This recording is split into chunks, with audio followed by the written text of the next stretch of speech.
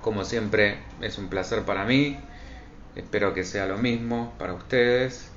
Y voy a hacer lo más escueto posible con la presentación, así ya vamos de lleno con el tema. Esto es La Llave Psi, mi nombre es Alejandro Divagno, soy consultor psicológico, licenciado en psicología. Llevo a cargo este centro terapéutico llamado La Llave Psi, que lo que propone es un abordaje integrativo, múltiple, de la psicología en conjunción, de la psicología en todas sus escuelas, con mi corazoncito puesto en lo humanístico, en conjunción, decía, con todas las disciplinas que puedan sumar, que puedan contribuir, como puede ser la filosofía, que siempre estoy trayendo, como pueden ser las neurociencias, como pueden ser toda la cuestión espiritual, la meditación, el mindfulness, distintas técnicas terapéuticas. Ana María me dice, no puedo ingresar. Fíjate si podés en Instagram, donde solés tener más suerte. Igual acaba de empezar, Ana, De paso, como siempre, si alguien me avisa que por Facebook está saliendo bien, agradecidísimo. Y de paso, ya que estamos, no dejen de suscribirse al canal de YouTube, porque eso a mí me permite no solo sumar, hacer más grande el canal, sino poder sumar mucho más contenido, empezar a crecer para que este tipo de propuestas puedan también incrementarse, todo lo que tenga que ver con este tipo de videos. A propósito de esto, quería anunciar que a partir de junio voy a estar ofreciendo un espacio. Hola Ernesto, ¿cómo va? Un espacio gratuito de meditación, donde vamos básicamente va a estar dividido como en 4 partes. Una primera parte donde vamos a hacer la lectura de entre una serie de libros a elección, varios que tengan que ver con la temática, por supuesto.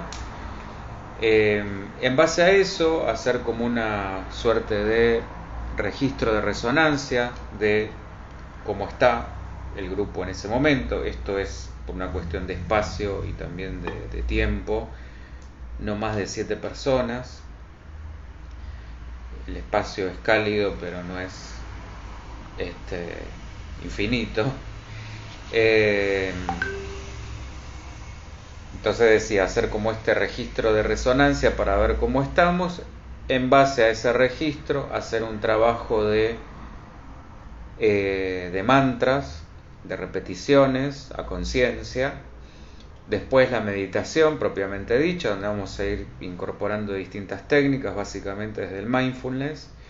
Y finalmente un trabajo de armonización de chakras, también con sonidos a modo de una especie de mantra también. Todo esto en un espacio que procure ser acorde, armónico, donde lo que se privilegie sea la camaradería, bien digo, el poder compartir y el poder vivenciar. Esto tiene que ser presencial porque la idea es justamente poder vivenciarlo. Y bueno, ni hablar. Acá hay 2 cuestiones. Y cualquiera de las 2 son bienvenidas. La persona que le sea ajeno o no quiera interesarse por la parte espiritual, ningún problema. La meditación, especialmente el mindfulness, demuestra innumerables beneficios para la vida cotidiana. Mejora la concentración, mejora la memoria, mejora la calidad del sueño, mejora nuestra actitud frente a los problemas de la vida diaria, por lo cual es un excelente, si no la mejor herramienta que podemos conocer frente a depresión y ansiedad como prevención y por supuesto también como paliativo. Eso por un lado. Y para la persona que comulgue, sí, con la espiritualidad, siempre insisto, no es religión, nada que ver, no importa acá, nadie les va a preguntar si tienen alguna religión o si no tienen ninguna. Esto puede ser una excelente puerta para justamente también conectar con toda esa dimensión. Así que nada, simplemente me avisan, se comunican por cualquiera de los medios de contacto, WhatsApp al 11 3209 6198, por Facebook, por Instagram, por donde ustedes quieran, por mail, layavepsi@gmail.com, porque bueno, tenemos que, llegado ese cupo de 7 personas, ya se cierra el grupo y arrancamos todos los sábados. Esto va a ser de 11:30 a 13:30 a partir de junio. Por otro lado, voy a estar empezando también la continuación de la formación en psicología y filosofía hermética y esotérica. Esto sería la segunda parte. Para quienes ya hicieron la primera y también para quienes tengan algún conocimiento de metafísica, espiritualidad, hermetismo, ocultismo, todo eso lo pueden hacer de la misma manera. Hola Ana María, finalmente entraste, porque es justamente una expansión, vamos a decir, de aquel otro curso, o sea, donde se ve mucho más profundizado y ampliado todo lo que es el conocimiento metafísico, hermético y esotérico. Esto también con la idea de alguna manera, integrar la psicología en lo que fue sus orígenes, cuando se ocupaba de todas estas cuestiones, cuando se las preguntaba, con ese mundo espiritual que resulta como tan a veces tan distante y ajeno, como tender un puente entre estos dos mundos. Fundamentalmente, bueno, hacer un estudio pormenorizado, hacernos preguntas, cuestionar, debatir y sobre todo trabajar mucho con lo interno, con todo ese mundo. Hola Maros, ¿cómo va? Tanto tiempo. Súper interesante, bueno, no sé qué de todo, pero gracias. Bien, Ana María, ahora te veo por todos lados. Bueno, buenísimo. Bueno, gracias los que me avisan por Facebook. Esto a modo de intro, y también hoy justo terminé de armar un nuevo curso que ya lo estaré anunciando en breve, que va a ser, tiene mucho que ver con lo que vamos a ver hoy, porque va a ser Fundamentos del Psicoanálisis, entendiendo, o yo diría tratando de entender a Freud y a Lacan. Hola Carlita, hoy estás por Instagram, buenísimo, así cambiamos. Que esto pueden hacer todo el curso, que serían 6 meses con los dos, o se puede repartir en dos. Quien quiera hacer a Freud, 3 meses con Freud; quien quiera hacer a Lacan, 3 meses con Lacan.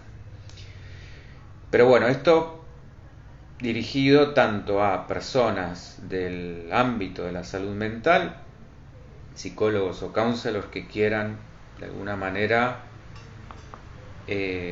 profundizar o incorporar toda la cuestión psicoanalítica, o gente común que le interese aplicar los conocimientos psicoanalíticos a la vida diaria, que por supuesto también siempre esa es la idea. Que estos conocimientos no resulten ajenos, incomprensibles, sino que se puedan bajar a lo práctico, que la psicología tiene que ser práctica, tiene que ser no solo entendible, accesible, sino funcional. Esa también es la idea. Así que nada, ya lo verán anunciado en breve, y por supuesto lo que ustedes traigan, propongan, bienvenido. también a estos espacios. Que eso es un poco lo de siempre. Si bien, por ejemplo, hoy hay una temática fija, la idea es que participen, interactúen, comenten, pregunten y que también propongan. Así que si se les ocurre algún tema, algún caso, lo que ustedes quieran, no tengan miedo en poder comentarlo, así yo eso lo tomo y también lo podemos tratar. Bueno, vamos a ir ya a lo que nos trae el día de hoy, que es este caso Juanito, que más propiamente dicho,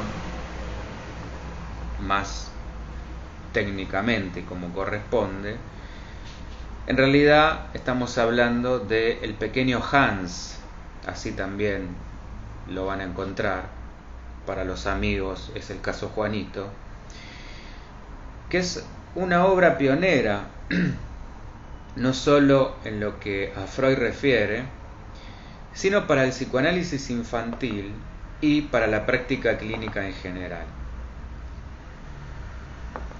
Esto es el primer análisis que podemos encontrar de un niño en la obra freudiana y el único que Freud desarrolla profundamente.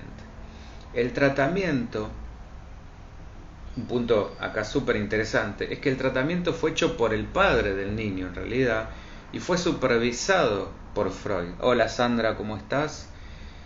Y él, por lo que también acá tenemos el primer caso donde queda expuesta la importancia del trabajo de supervisión. Ustedes saben, y si no lo saben, por eso se los comento, los psicólogos tenemos como 3 aristas que no podemos descuidar. Una es seguir formándonos, que esto en realidad creo que sería extensivo a cualquier disciplina que uno intente llevar a cabo con seriedad, que es seguir formándose y estudiando toda la vida, investigando, ayornándose. Otra es el propio trabajo de análisis, es decir, el psicólogo teniendo su propio psicólogo. Y la tercera pata de esta tríada sería la supervisión, es decir, que los casos que uno está tratando los supervise, además de su trabajo personal, para justamente tener una mirada, una perspectiva diferente y más que nada que sepa que no está, no solo no metiendo la pata, sino que justamente es muy difícil poder hacer un trabajo autocrítico con uno mismo.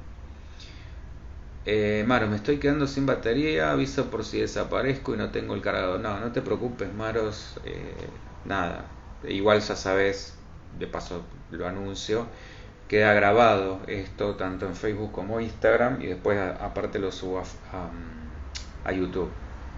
Así que después en todo caso lo ves y te perderás, bueno, sí, la interacción, pero nada, después cualquier cosa dejas los comentarios.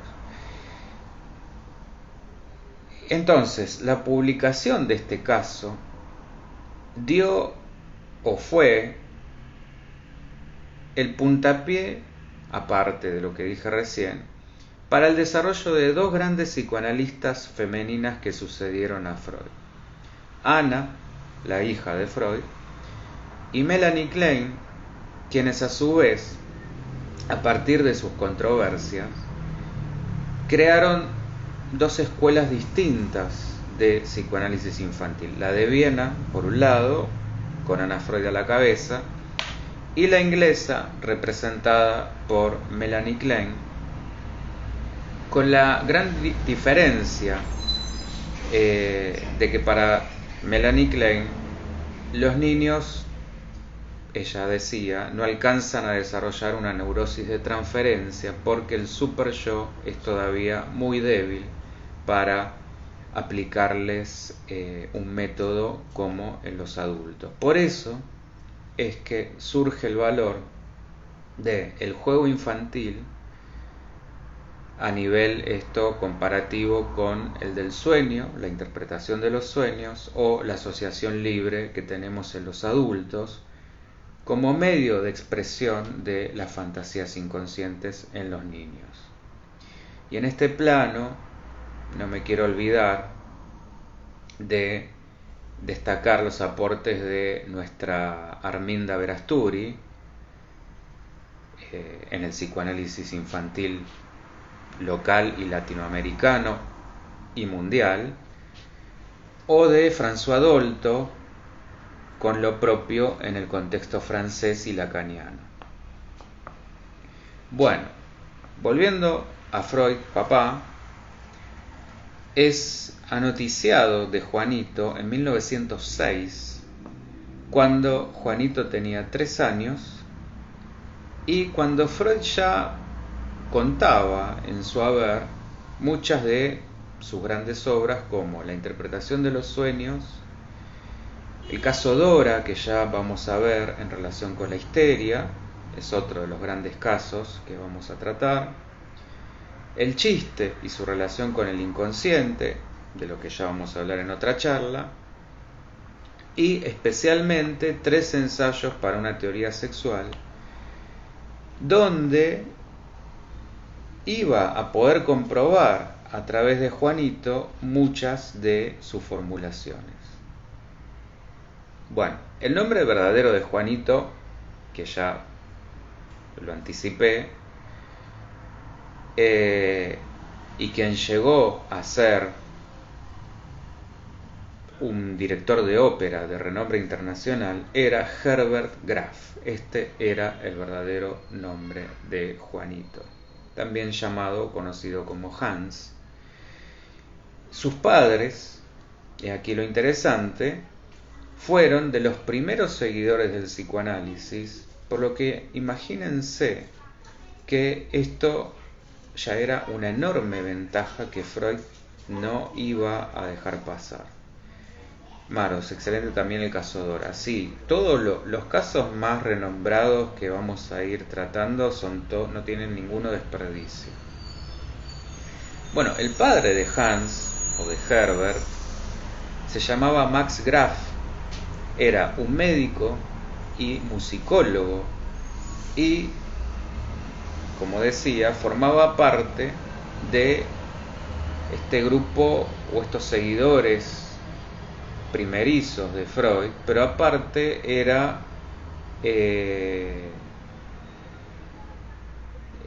formaba un grupo que se reunía todos los miércoles en lo que después se iba a convertir en la Sociedad Psicoanalítica de Viena. Bueno, Freud tenía así una tremenda oportunidad para comprobar de manera directa sus hipótesis sexuales infantiles. La hipótesis sobre la masturbación, la disposición perversa polimorfa de los niños, las pulsiones parciales, la investigación sexual infantil, el complejo de Edipo y de castración, las teorías infantiles sobre el nacimiento, de dónde vienen, las fases evolutivas de la organización sexual, etcétera, etcétera. El caso Juanito, como le vamos a decir cariñosamente, se adaptaba como ningún otro, como estamos viendo, a este objetivo que tenía Freud, gracias justamente a la colaboración del padre. Freud va a relatar en su obra posterior que las primeras anotaciones sobre Juanito, antes de que cumpliera 3 años, ya daban indicios prometedores sobre sus ideas del desarrollo sexual infantil. Voy a ir enumerando algunas que demostraban esta capacidad visionaria de Freud. El interés que Juanito mostraba por lo que él llamaba, y así queda documentado, la cosita de hacer pipí, lo que lo llevaba a preguntar todo el tiempo sobre este órgano y a tocarse. en una visita a un establo, confunde la ubre de la vaca con el pene y la leche con la orina.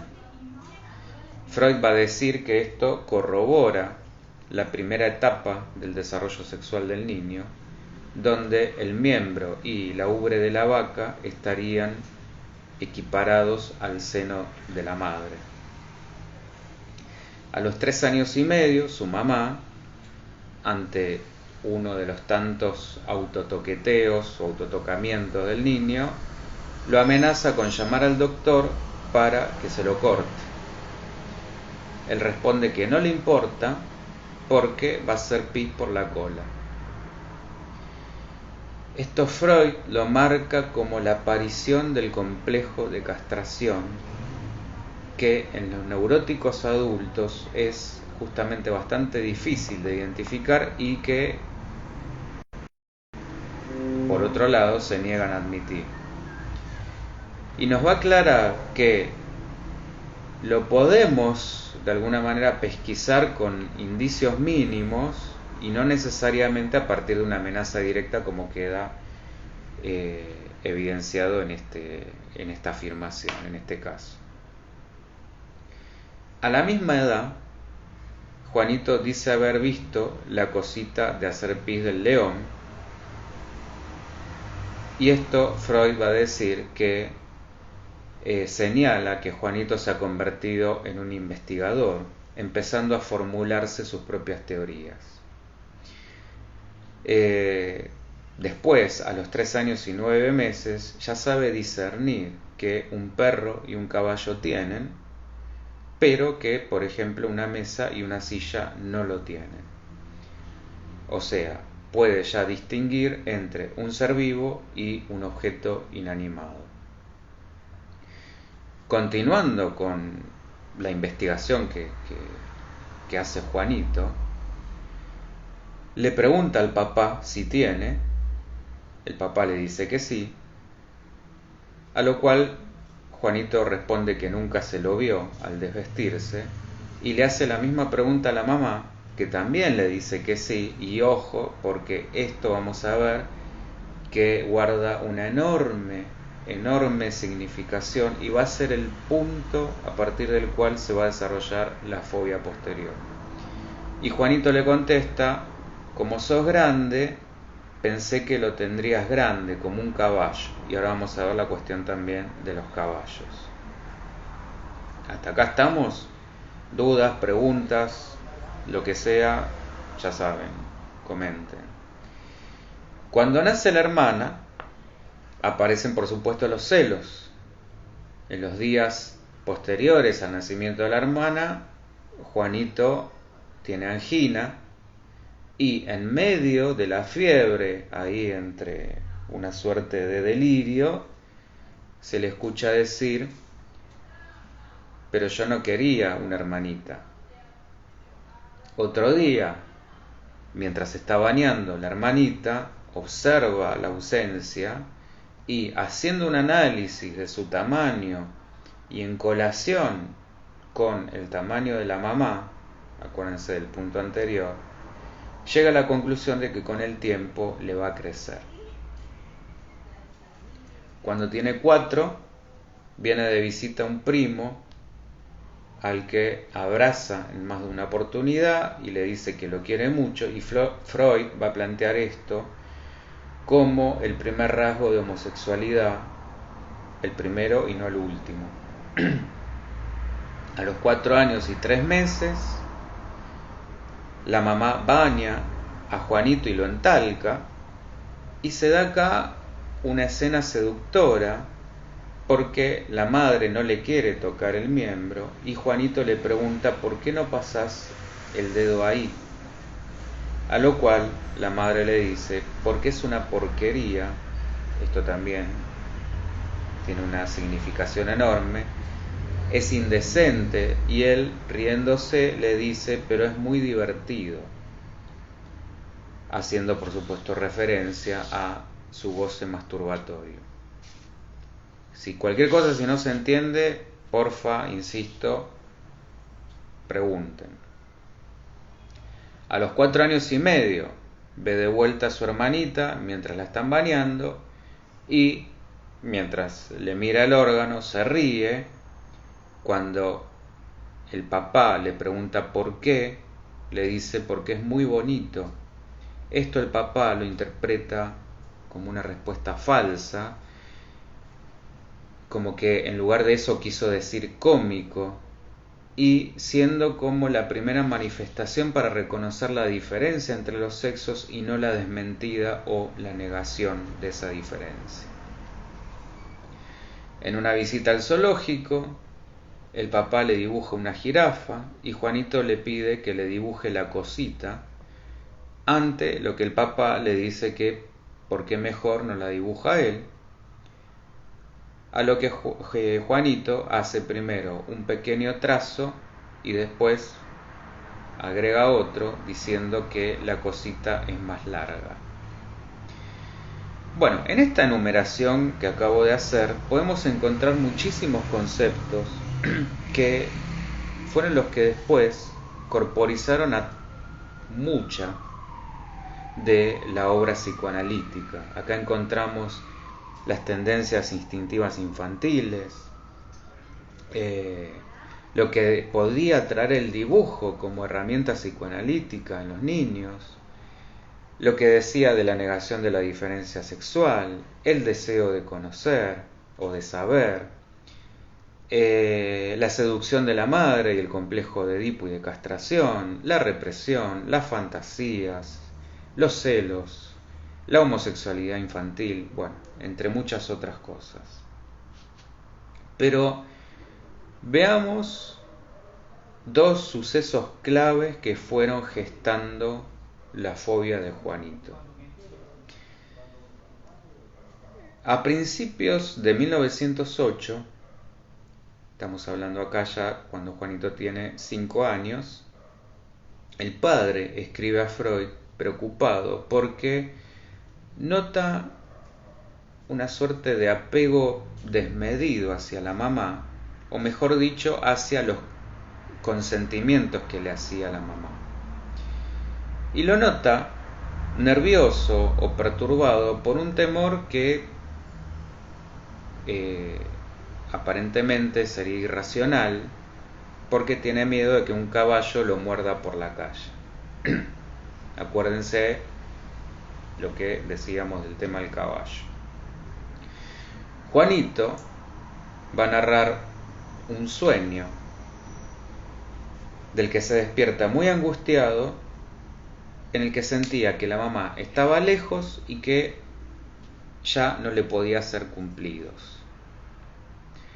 Para Freud esto va a ser el comienzo de la angustia y el comienzo de la fobia. El incremento acá de la corriente tierna y amorosa hacia la mamá le genera angustia y cae en el campo represivo. Freud acá decía, marcaba dos corrientes que son diferentes y que cuando convergen, esto es buenísimo porque son esos grandes amores, que sería como el amor ideal, donde justamente coincide la corriente tierna con la corriente erótica.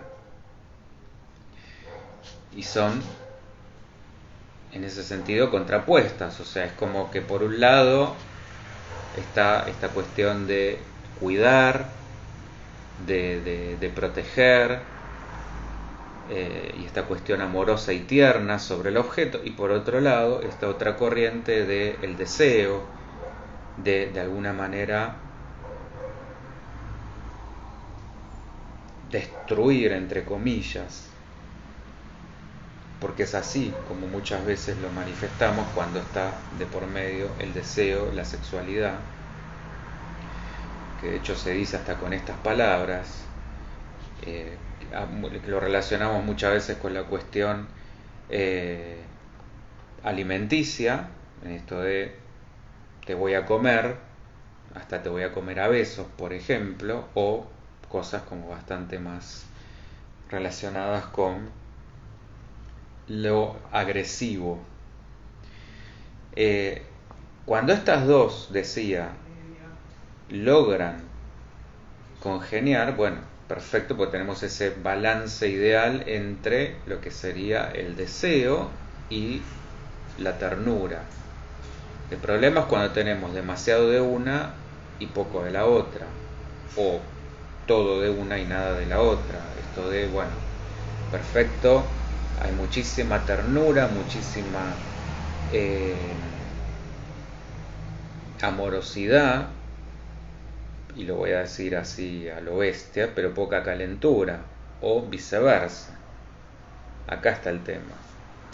Bueno, esto estaba empezando a gestarse en Juanito y es lo que empieza a generar angustia. Aquí es donde entramos ya en el terreno de las ambivalencias. Y en este punto es cuando la mamá corta drásticamente esta dinámica y origina el mecanismo represivo. Recuerden cuando le dice que si Juanito insistía con el tocamiento, iba a llamar al doctor para que le cortara el miembro. Y cuando, aparte, acuérdense de esta escena seductora donde Juanito le dice por qué no se lo toca, porque para él esto era divertido, y ella le dice porque es una porquería, porque es indecente. Y por otro lado, encontramos el origen del temor a los caballos a los 4 años, cuando Juanito andaba de paseo por el parque con la criada y ve algo que lo marca, que lo aterroriza. Un caballo que tiraba de un carro pesado se desploma de súbito en la calle. A partir de ese momento empieza su fobia hacia los caballos, y más específicamente a que los caballos con algo negro en la boca lo muerdan. Ya vamos a ver dónde está la cuestión acá. El pánico es tan grande que no puede salir de la casa. En un primer momento, relacionándolo con lo que decía hace un rato, el papá interpreta que la fobia de Juanito se debe a estas excesivas atenciones de la mamá y al miedo a el gran pene del animal.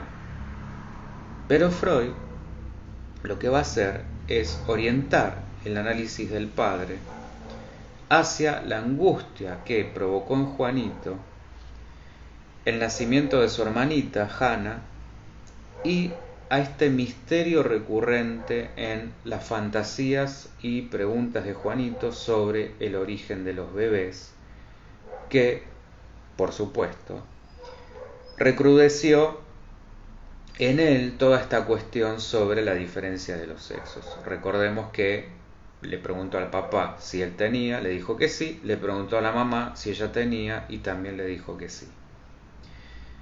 Es el peso de esa gran mentira. Y a partir de este todo material es que Freud puede empezar a interpretar.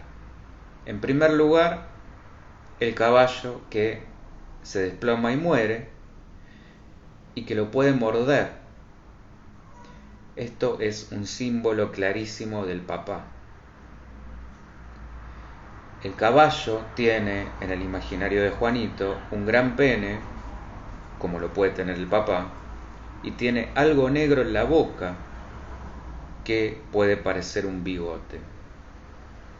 De más está decir que el papá de Juanito portaba bigote negro como el caballo.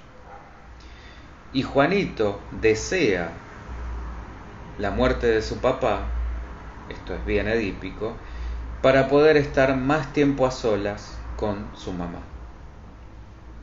Al mismo tiempo, esos deseos, por supuesto, le producen sentimientos de culpa y vergüenza que se van a trasladar y resolver en la angustia hacia los caballos. Juanito va a expresar este tipo de fantasías edípicas recurriendo a una historia curiosa que tiene como protagonistas de vuelta a las jirafas. El propio Juanito relata que en la noche había en la habitación una jirafa grande y una jirafa arrugada. Y la grande grita porque le ha quitado él la arrugada. Después deja de gritar y entonces se sienta arriba de la jirafa arrugada. Vamos a ver qué es lo que esto quiere decir. El padre interpreta que la jirafa grande es él, o de vuelta esta cuestión del pene grande, y que la jirafa arrugada es su mujer, o sea, la mamá de Juanito, y que la fantasía no es más que una reproducción de una escena que se venía repitiendo todas las mañanas. Juanito siempre iba a la cama y la mamá no se podía negar, no lo podía echar.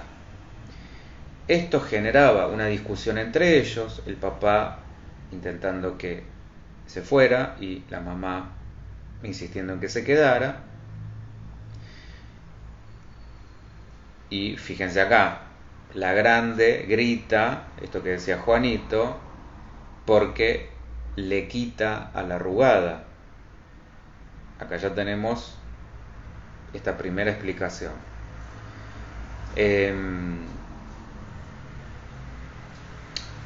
Y lo que argumentaba la mamá era que se quedara unos poquitos minutos no iba a generar ningún problema, que era absurdo pensar en eso.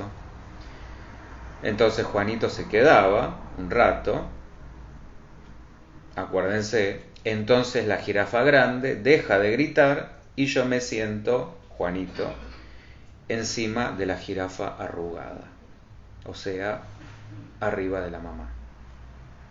Bueno, claramente lo que pasaba acá era que Juanito en la noche, en la madrugada, en la soledad de la noche y la oscuridad, sentía añoranza, extrañaba a su mamá, a sus caricias, a sus consentimientos, a sus atenciones, a su miembro imaginario, a su falo, y por eso iba a buscarla al dormitorio. Y de ahí esta traslación también al miedo al caballo que simboliza al papá.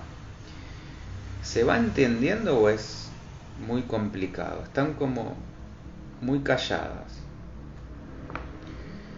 Bueno, frente a este panorama, Freud le da al padre una serie de tareas para hacer con Juanito. Primero le dice que de alguna manera le confronte la irracionalidad de su temor respecto a que un caballo lo muerda, que la verdad era que quería mucho a su mamá y deseaba que lo recibiera en la cama, que tenía miedo de los caballos por haberse interesado demasiado en su órgano, y terminar con el deseo de Juanito de ver el órgano de su mamá, que de una vez le dijera la verdad sobre la diferencia de los sexos. Estas son las indicaciones que le da Freud.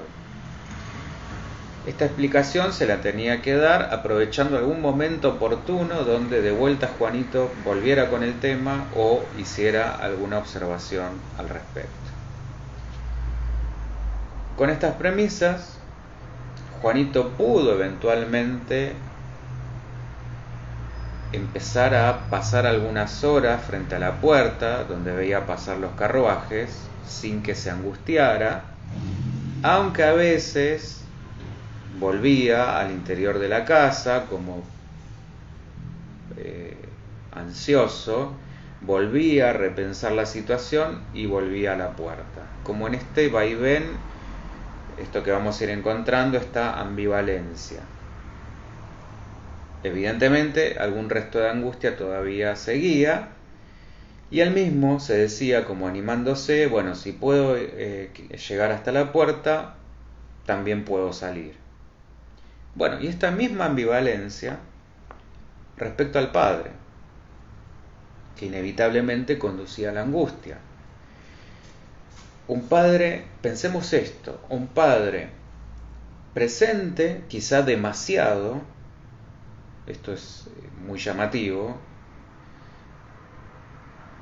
y por ende no lo suficientemente distante para significar la ley.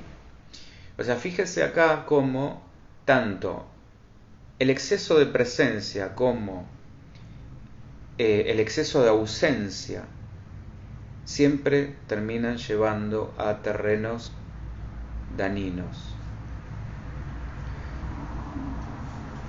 Y de acá el temor de que el padre no vuelva porque Juanito se portó mal, en otro juego ambivalente entre la ausencia y la presencia. Por supuesto, agravado esto por la mentira de la madre, esto de que no había diferencias entre el varón y la mujer, y una frase que va a venir a situarse como significante entre padre y caballo, cuando Juanito, en vez de decirle al papá no te vayas, le dice no te trotes. Esto es también de una tremenda significación. Gracias, Ana. Bueno, me alegro porque no son temas sencillos. Bueno, una vez terminado con éxito el tratamiento con Juanito, Freud documenta el último capítulo del caso en 3 partes. Y él apuntaba a 3 objetivos. Primero, confirmar sus hipótesis sobre la sexualidad infantil, entender la patología de las fobias y finalmente poder sacar conclusiones o aclaraciones sobre la vida anímica de los niños. Y evidentemente logró las 3 cosas. Quiero que lo disfrutemos de su puño y letra. Voy a leer lo que Freud escribió.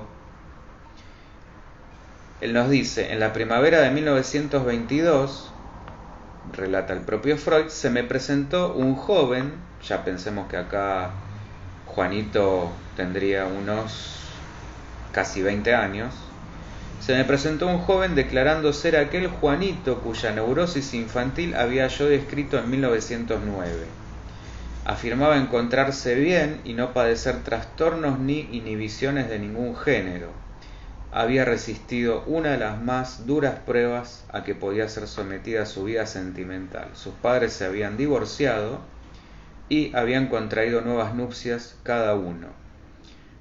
Cuando leyó su historial, el propio Juanito sobre sí mismo, me dijo que le había parecido totalmente ajeno a él. No se reconoció ni recordó nada. Bueno, con esto podemos, o mejor dicho, Freud pudo comprobar desde su propio, o en primer lugar, su idea de la amnesia infantil. Esto que a todos, él hablaba posteriormente de lagunas del recuerdo, ahí donde hubo algún trauma. Bueno, ¿cuántos de nosotros podemos dar fe justamente de esos periodos que tenemos totalmente en blanco, que evidentemente fue tal el dolor que nuestra psiquis lo que hace es poner un velo sobre esos hechos?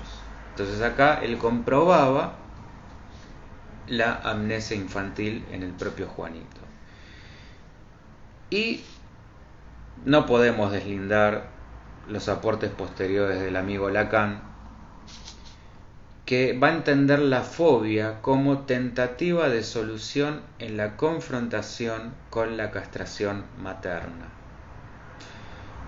En otras palabras, que el objeto fobígeno, vamos a decirle, tiene una función significante y supletoria de cierta carencia a nivel del padre real. Esto que yo hablaba hace un ratito, el padre acá no significó la ley, estuvo demasiado presente con lo cual quedó desdibujado su lugar de significante de la ley.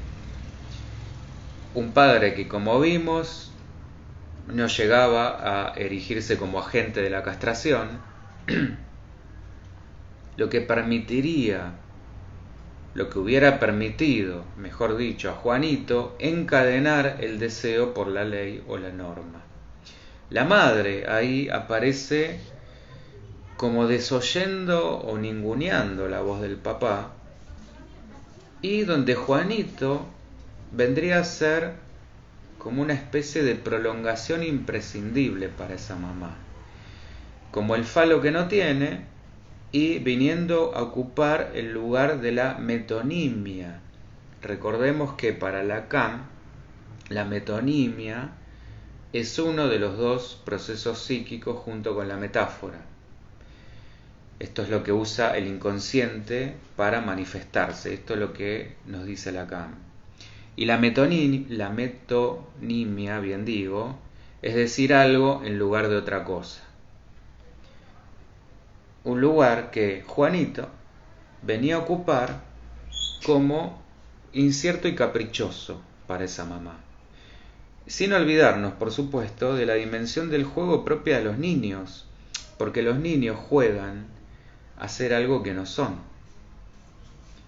Primero, jugando con ese falo deseado por la mamá, hasta que cuando irrumpe la excitación del órgano, en Juanito se derrumba todo ese Edén imaginario y la mamá se horroriza frente a su virilidad. Se horroriza frente a darse cuenta que también existe una sexualidad infantil. Y ahí es donde le dice que es una porquería. Carla, pero la función paterna tiene que permitir la madre. Exactamente. Y donde es acá que esto que decía, que lo desoye, como que lo desautoriza, lo corre. Bueno, acá está el gran tema y lo que desata la angustia. Juanito se confronta súbitamente con un goce para el que no encuentra significante. No puede simbolizar eso que es de lo real que le pasa. Y acá es donde empieza a elucubrar todo tipo de fantasías, porque lo que tenía hasta ahí un valor imaginario, el falo, ahora descubre que también tiene un valor simbólico. Acá está el kit de la cuestión. Y para complicar todavía más el asunto, en el medio nace la hermanita, lo que potencia todavía más fantasías de ser reemplazado o excluido. Para Lacan, recordemos que todo se ordena a partir de la conciliación de la relación materna con la apertura que permite asumir la falta. Y esto no puede darse, él va a decir, sin una estructuración en círculos, por lo menos ternarios. La famosa triangulación edípica. Esto pasa así cuando, con la fantasía de las jirafas, Juanito termina enterándose por su papá que las mujeres no tienen y que es inútil que lo siga buscando porque no lo va a encontrar. Evidentemente tiene que ir hacia una tercera cuestión para salir justamente de esa confrontación de pares. Y las fantasías edípicas tienen muchas veces un trasfondo sádico. Juanito fantaseaba con pegarle a los caballos, que como ya vimos esto simbolizaba al padre, a quien va a ver como rival, y al mismo tiempo un deseo sexual y sádico por la mamá, por ser su objeto erótico, pero también por ser quien puede producir nuevos niños, como la hermana, que pueden venir a hacerle la competencia. Y por supuesto que acá también va a entrar la fantasía de castración o el temor a la castración ante la amenaza concreta de la mamá de cortárselo si se sigue masturbando. Y ya que estamos con la mamá, la presencia de la hermanita le va a robar todavía más tiempo de ella, lo cual provoca en Juanito el deseo de ver desaparecer a su papá y convertirse él en el pene, vamos a decir, de la casa, en el falo de la casa. Al mismo tiempo, no puede evitar desear la muerte de su hermanita. Fantasea, por ejemplo, con que la mamá la deja ahogarse en la bañera. Y en cuanto a las fantasías de reproducción, va a especular con que esa hermanita pudo haber salido de la panza, igual que salen los excrementos. Esto también lo puede o lo asocia con el caballo que defeca en la calle. O sea, fíjense cómo todo se va hilando. Entonces, la llegada amenazante de más niños que pueden todavía apartarlo más de esa mamá se transforma en fobia hacia los caballos, que son los que llevan una carga muy pesada y los que súbitamente pueden caer desplomados por no poder tolerar esa carga, ese peso. La curación se va a dar a partir de que los padres, más concretamente el papá, que era sobre quien trabajaba Freud, le explican a Juanito cómo vienen exactamente los niños al mundo, lo que resulta en un alivio muy evidente en la fobia de Juanito. Y el proceso se va a completar gracias a dos fantasías adicionales que él tiene, donde en la primera se ve a sí mismo como el padre casado con la madre, y en lugar de matar o hacer desaparecer al papá, lo relega al papel de abuelo.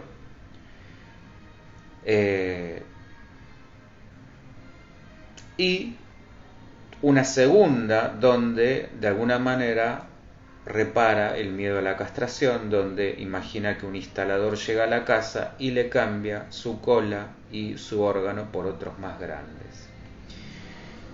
Con esto podemos terminar como diciendo que hubo un final feliz, al menos no trágico como sucede en el mito edípico. Y en 1922, yo había hace un ratito contado que el no tan pequeño Juanito reaparece por el consultorio de Freud y dando cuenta que está totalmente bien y que no padece de males ni de inhibiciones. Bueno, el Juanito adulto, este Herbert Graf, emigra a Estados Unidos en 1936 y desarrolla una importantísima carrera como productor de ópera. Así termina la historia. Y colorín colorado, podríamos decir que este gran caso bien ha terminado.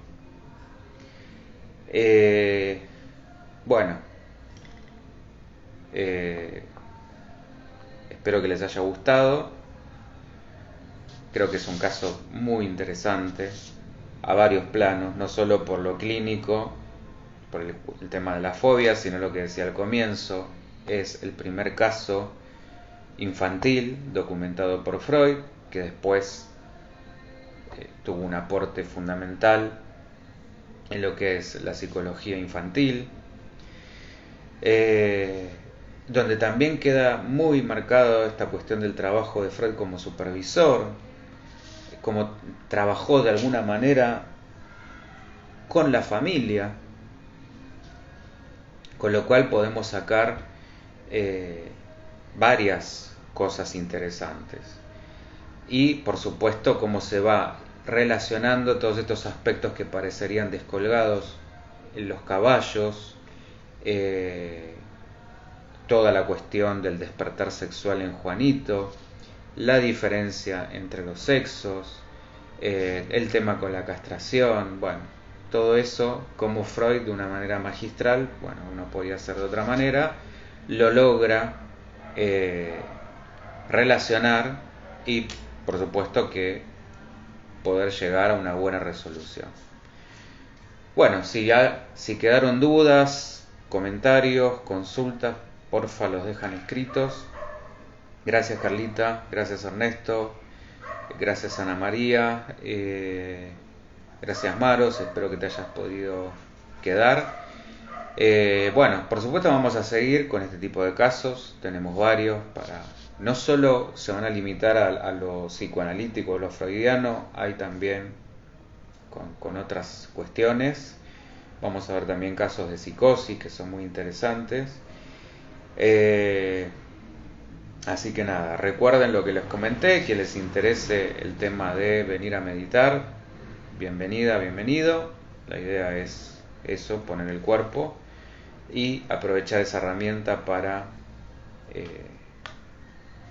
justamente como recurso para tener a mano frente a el gran flagelo de esta época, que es la ansiedad y todas sus manifestaciones, como justamente las fobias, los ataques de pánico, etcétera, que esto está a la orden del día.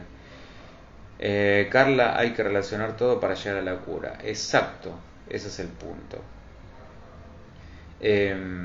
Bien, la semana que viene vamos a estar con ping pong de preguntas y respuestas, donde ustedes son los protagonistas, así que propongan desde ya.